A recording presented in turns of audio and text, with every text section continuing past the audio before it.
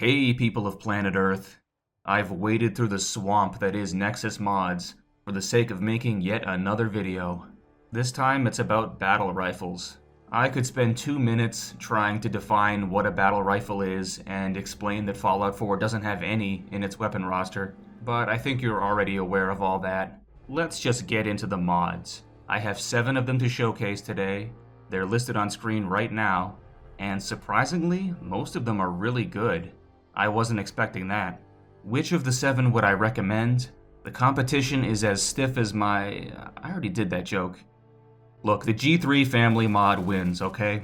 Because it has excellent animations, leveled list integration, tactical reload support, plenty of attachments, it's lore friendly, kind of, and it works fine in power armor. In every area I care about, the G3 family mod delivers. So that's my choice for this week. Now let's look over each weapon one by one, starting with my recommended mod and the first of the 2 G3s on this list, the H&K G3 family mod. This gun has a tactical reload patch available, and it also comes with leveled list injection. It has one unique variant named Salvation, which can be found inside this ruined church in the glowing sea. The model, textures, and animations on this weapon are incredible, but the firing sound is quite loud compared to most weapons. That is something that can be fixed easily in Fallout 4 Edit, but I wish it wasn't an issue in the first place. In third-person power armor, the gun uses vanilla submachine gun animations, but they're appropriate enough for this weapon considering the charging handle is in roughly the right place. The G3 family has a great number of weapon modifications. This weapon has 3 different caliber conversions, 7 barrels, 2 grips, 4 different magazines, 4 muzzle devices, 4 bipod types, 2 fire modes that actually change the selector position on the model itself. Very impressive. 7 different stocks, 1 long scope, 4 short scopes, 3 skins, and damage modifiers. The versatility of this weapon is incredible. You can make it an LMG, a marksman rifle, a submachine gun, whatever you want. It's freaking awesome. That's why I recommended it. It's simply a joy to use, and I haven't noticed any major problems with this mod. Our second mod is another G3, the H&K G3 Battle Rifle. This mod came out much more recently and does compare favorably to the previous mod in some areas. This mod has download options for both 2K and 4K textures. You know my opinion on that. When downloading, make sure not to miss the version 2 update file. You can grab the tactical reload patch as well if you care about tactical reload. To acquire this weapon, you can craft it at a chem lab or download an optional file to add leveled list integration. There are also 2 legendary variants, the G3 SD, which can be found at the old Gullet sinkhole, and a variant that looks like Val Kilmer's gun from the movie Heat, which can be found on the outside of the Mass Fusion building.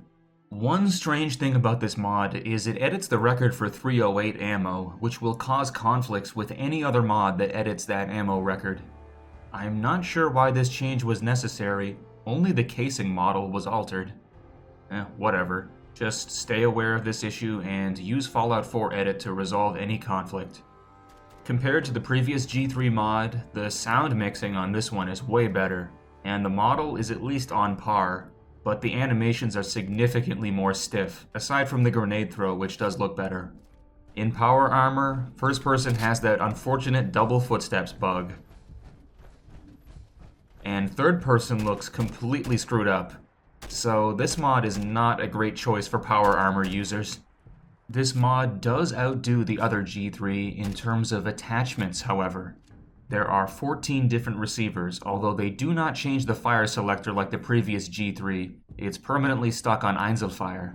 There's 11 muzzle devices, 5 barrels, 4 grips, 10 handguards, 4 cover materials, 5 magazine types, some featuring an alternative reload that looks better than the default reload in my eyes, 15 different lower rail grips, 29 different sights, although keep in mind you'll have to use the see-through scopes mod for most of these scopes to work properly. There's 16 stocks, some of them featuring unique materials, and 2 different body types. The variety here is absolutely wild. But to me, the extra modifications this G3 has do not outweigh the negatives of its worse animations and broken power armor implementation compared to the previous mod. If you're looking for a G3, the G3 family mod is a much better choice in my opinion. The FN FAL SA58 is our third mod, and boy is it amazing. It has a patch for tactical reload users and comes with leveled list integration, so you can find it out in the Commonwealth. You can also find an absolutely stupendous 10 different legendary variants, most of them being found within the new dungeon this mod adds, the Bone Zone. Yes, this mod adds a dungeon to the game, which is very uncharacteristic of a weapon mod. Inside the dungeon, all the enemies are named after the mod author's Patreon backers. Maybe one day I'll make a mod that lets you kill my patrons. Probably not right now though, since I have 0. But seriously, there are way too many legendary variants for me to show off, so here's the best one. A banana split FAL that fires nuclear bananas. This gun looks absolutely gorgeous, and has perfect animations for both first and third person. Although in Power Armor third person, we're once again seeing vanilla submachine gun animations, which don't look that bad, I suppose. It's the first person movement animations that are really screwed up. I don't even know how something like this could happen, but I'm not surprised since most mod authors couldn't care less about Power Armor. On a more positive note, there's a great deal of attachment variety. We have 14 receivers, 6 handguards, 6 stocks, 3 magazine sizes, 19 sights, 11 muzzle devices, 2 bipods, 6 pistol grips, 3 barrel lengths, 5 dust covers, 2 carry handles, 7 camo materials, and semi or fully automatic fire. As another additional bonus, this mod comes with a kukri machete. It doesn't have custom animations or very many attachments, but a new melee weapon is always appreciated in a modding community that's all about guns, guns, guns. Overall, this is an excellent weapon that I wouldn't hesitate to recommend. The fourth mod on our list is the Escape from Boston Springfield M14. This mod has a soft requirement of see-through scopes. It has no unique variants, but it is integrated into leveled lists. You can also craft it at a chemistry lab. I think visually this weapon holds up pretty well. The animations aren't great, but they're of decent quality. In Power Armor third person, it uses the ill-fitting but acceptable submachine gun animation set once again. As for attachments, there's 3 chassis, 2 barrels, 3 magazines, 8 rail attachments, 12 pistol grips, 10 muzzle devices, 2 materials, 32 different sights, most requiring see-through scopes, 17 stocks, 13 foregrips, and 6 tiers of receiver. Most of the attachments are very tactical and don't fit into Fallout's retro-future aesthetic, even if the M14 is a lore-friendly weapon. That doesn't bother me though. I think this weapon is pretty good. It's nothing exceptional, but it's certainly usable. I don't see any major issues with it. The Walther Gewehr 43 is our 5th mod today. It comes in 2K or 4K texture versions. It can be crafted at a chem lab, but there is no leveled list integration. For that, you can install AnotherOne's Walther Gewehr 43 add-on, which also adds a couple of new attachments. Unfortunately, this add-on does its leveled list integration directly, not through injection, which is by far the most common method in Fallout 4 modding. This can lead to conflicts with other mods unless you use Rybash to merge the leveled lists together. But honestly, this weapon isn't even worth downloading anyways, so don't worry about it. The Gewehr model looks fine, and its sounds are good, but animation quality ranges from average to downright awful. The melee and grenade throw look particularly bad, as do the third-person animations. In Power Armor first person, there is that accursed double footstep bug, and in third person, you're unable to jog and the weapon parts float outside the gun. So this is another bad choice for Power Armor users. The attachments for this gun are also disappointing. There's only 9 receivers, 3 barrel lengths, 3 stocks, 6 magazines, 4 sights, including a ZF4 scope added by AnotherOne's add-on. This scope requires see-through scopes to display properly. There's also 2 muzzle attachments, damage modifiers, and 4 materials.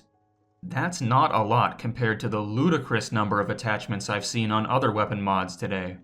To be fair, this is a World War II weapon, so customization should realistically be more limited, but even considering that, it's lackluster. I would recommend staying away from this mod. Sixth, we have the M1 Garand, a World War II Classic mod. There's an optional download with 4K textures if you want to give your $2,000 computer a workout. Amazingly, this weapon has an installer with options for leveled list integration, compatibility with item sorting mods, and damage boosts.